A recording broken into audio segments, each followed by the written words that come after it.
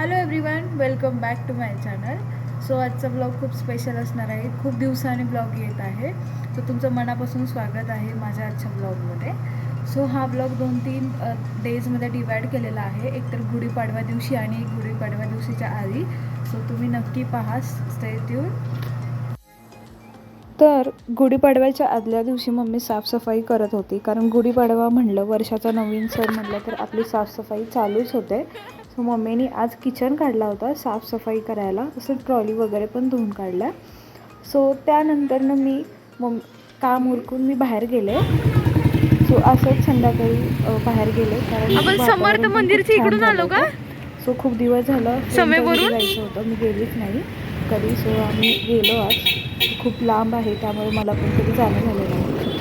So आणि रोडवर ऊन तर खूप आहे, त्याच्यामुळे मी एकदम पॅक होते.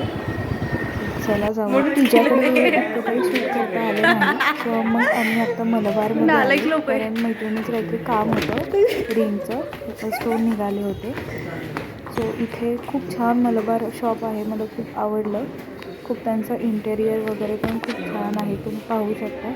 सो आम्ही इथे सेकंड फ्लोअरला आलो होतो, जे की डायमंडचं सेक्शन आहे आणि खाली गोल्डचं सेक्शन आहे. आमचा तसंच टाईमपास चाललेला बघण्याचा.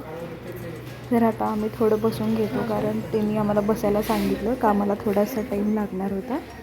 सो ही बसली आहे, हिचंच काम होतं.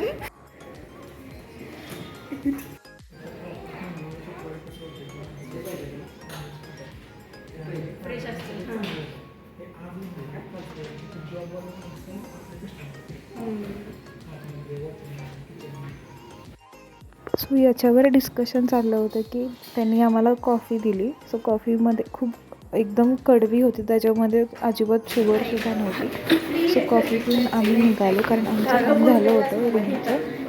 सो खाली जातो. आता कॉफी तर खूप कडू लागली, त्यामुळे काहीतरी खाऊ वाटलं सर असं गोडमध्ये. आमचं ठरलं की कॅफेमध्ये जायचं. सो हा व्हिडिओ माझ्याकडून चुकीचा शूट झाला आहे, वाकडा तिकडा. GST किती नव्हतं?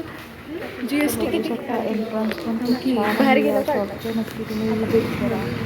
Malabar gold diamond. अरे चला. सो त्यानंतर मग आमचं ठरलं, जसं की मगाशी बोलले, कॅफेत जायचं.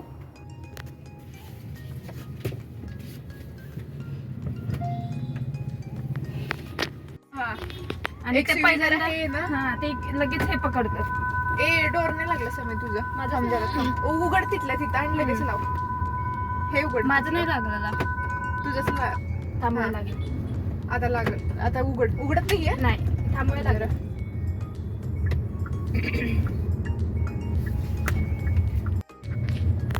आता तुम्ही शिकवली ना तुला? नाही, मग त्यांनी दिली हातात, 2-3 वेळा शिकवली, पण काय आलं नाही. मग आम्ही ती प्राजक्ता होती ना बघ, शेजारची झाडी, अच्छा. हा ती आणि मी एक टूर्स वाले होते ओळखीचे. तर त्या काकांनी आम्हाला त्यांची सँड्रो पाहिले. त्यांची एप्रिलमध्ये तिचं लग्न, पण 80चं मे मध्ये. नम्रता ना? हा, तो तर तिच्यापेक्षा 3 वर्षांनी लहान आहे. तिने किती छान डान्स केला ना प्राची.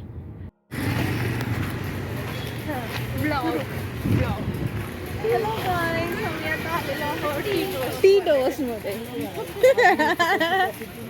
म्हणून माझी मम्मी ती तशी बोलते. होय काय?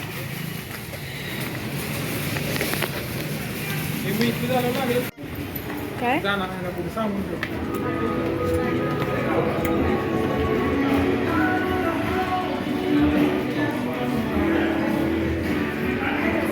होईल आता. कमर्शियल गाडी मी घेतली.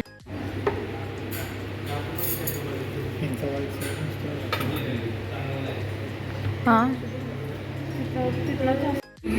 काकी वेगळंच आहे काहीतरी. तुम्ही त्यात बघून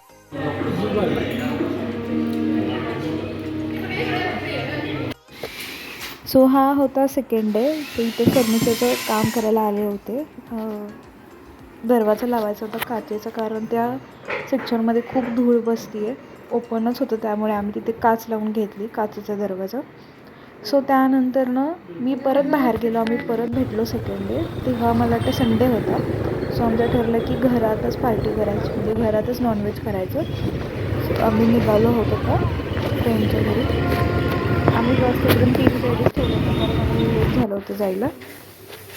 खाली खाली बघ जरा खालीच आहे का सांग मला. ती आता भाकरी करते. नाही नाही नाही नाही हे नाही. ब्लॉग एकदम खाली कर. हे पण नाही. बघू. बघ मी काल मी बघत बसलेली प्राचीचे युट्यूबचं. म्हटलं तेच करते. व्हिडिओ भारी असतात. सिरम कसा लावायचा प्राची? खरेदीच करायचे त्याला बरेच.